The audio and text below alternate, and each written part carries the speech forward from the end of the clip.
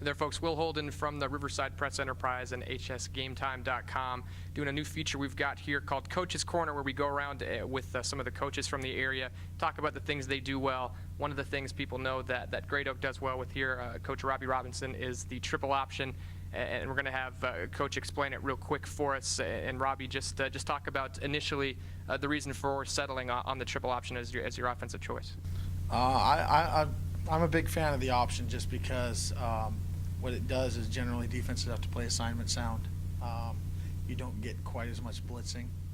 You get a little bit more vanilla blitzes. Teams tend to play a little bit more vanilla precisely because they have to be assignment sound with it. You have to have a guy on dive. You have to have a guy on pitch. You have to have a guy on quarterback. And so that allows, a little bit at least offensively to be able to dictate to the defense a little bit. And again, I like it because you tend to see a little bit more simplification as far as what people do. So let's take a look at the tape. I've been asked to talk about option football, so I'm going to talk a little bit about option, how we run option at Great Oak.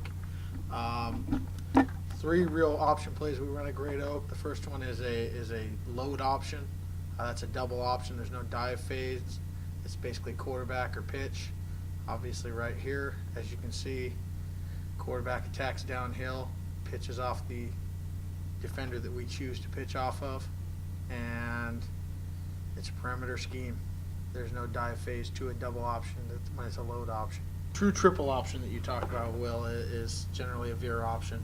You have a dive phase, you have a quarterback keep phase, and then you've got the pitch phase. So right here, you're gonna select a defensive lineman. You're gonna read.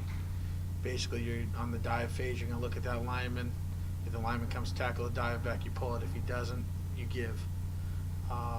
Basically, wingback gets in pitch phase. Then you attack the next defender outside. It's kind of the same concept. You attack him, and if the defender takes quarterback, you pitch it. If the defender doesn't, you turn it up and go get 5 to 7 yards. This should be it. Here it is. Here's the veer. And that one went full phase. Yeah, the third option, the third type of option people run is a midline. Again, that's a double option. You either give the dive or the quarterback generally keeps the ball. You can run it with a pitch phase. In this particular case, we did not. We used the other guy to block. So, again, the D lineman came down hard on the dive. Quarterback pulls it and turns it up. Great thanks go out to Robbie Robinson for giving us some insight on Great Oak's option without giving away his playbook. Make sure you tune in next week for Coach's Corner when we'll have head coach Craig Broach from Heritage.